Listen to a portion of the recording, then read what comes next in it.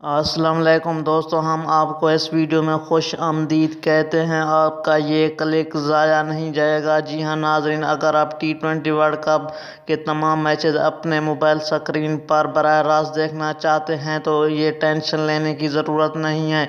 जी हाँ, मैं आपको सिंपल स्टेप्स बताता जाऊंगा। आपने वैसे ही करना है। सबसे पहले आपने प्ले स्टोर में जाना है। वहां पर सर्च टैब में टाइप करना है दराज ऐप। दराज ऐप सर्च करने के बाद उसे इंस्टॉल कर लेना है अपने मोबाइल पे। और इंस्टॉल करने के बाद आप फ्री फुल HD लाइव मुकाबला फ्री ऑफ कॉस्ट वो भी अपने मोबाइल पर देख सकते हैं।